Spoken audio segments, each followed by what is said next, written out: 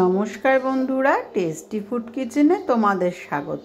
আজকে আমি যেভাবে আমুদে মাছের ঝাল করব, একবার শুধু এইভাবে আমুদে মাছের ঝাল করে খেও, তারপরেই আমাকে কমেন্টে জানিও তোমাদের কীরকম লেগেছে এই আমুদে মাছের ঝাল। দেখো, তার জন্য প্রথমে আমুদে মাছগুলো ভালো করে কেটে ধুয়ে নিয়েছি। তারপরে এর মধ্যে আমি মাখিয়ে দিলাম একটু জিরের গুঁড়ো, দিয়ে দিলাম একটু লঙ্কার গুঁড়ো, পরিমাণ মতো লবণ, হলুদ, আর দিয়েছি 2 চামচ চালের গুঁড়ো আর 2 চামচ ময়দা। বেশ ভালো মুচমুচে হবে, সেই জন্য পুরো মাছটাকে সব কিছু মিশ্রণ দিয়ে ভালো করে মাখিয়ে নিলাম। হাতে মানে একদম শুকনো শুকনো হয়েছে বলে 1 কোষ জল নিয়ে একটু উপর থেকে জল ছিটিয়ে এইভাবে মাখিয়ে নিলাম। তারপরে একটু বেশি ভালো টেস্টের জন্য আমি দিয়ে দিয়েছি একটু রসুন আর পেঁয়াজ বাটা এই মাখাটার মধ্যে, তাহলে কিন্তু মাছগুলো খেতে খুব ভালো টেস্টি হয়।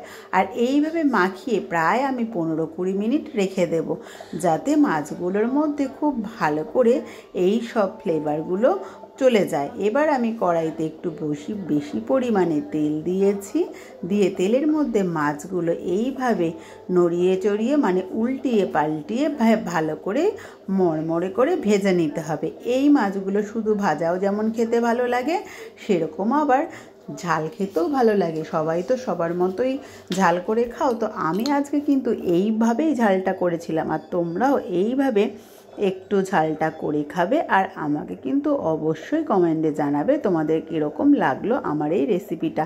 অতি অবশ্যই আমার রেসিপিটা ভালো লাগলে তবেই তো করে খাবে।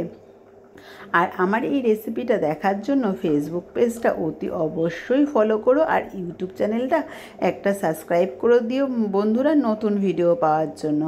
আর আমার এই ভিডিওটা একটুখানি বেশি করে শেয়ার করে দিও, তাহলে আমার রান্নার ভিডিওটা সবার মধ্যে বেশি করে ছড়িয়ে যাবে। আমি তো এখন একদমই নতুন বন্ধুরা, তোমরা জানো, ও তার জন্য আমার একটু শেয়ারের কিন্তু অনেক অনেক দরকার। তো বন্ধুরা, তোমরাই যদি হাত বাড়িয়ে না দাও তাহলে কি করে আমি বড় হব? তার জন্য একটু তোমাদের হেল্প আমার খুবই দরকার। তার জন্য তোমরা কিন্তু আমার এই ছোট্ট ছোট্ট ভিডিওগুলো ভালো লাগলে অতি অবশ্যই একটু শেয়ার করে দিও। এবার দেখো, এখানে আমি সরু সরু করে পেঁয়াজ, লঙ্কা আর টমেটো কেটে রেখেছিলাম। এটা আমি একসাথে ওই যেটুক তেল ছিল কড়াইতে তার মধ্যে দিয়ে দিলাম। আমি কিচ্ছু ফোড়ন দিইনি, আজকে আমি কালো জিরে কিন্তু উপর থেকে দেব, তেলে ফোড়ন দিলাম না।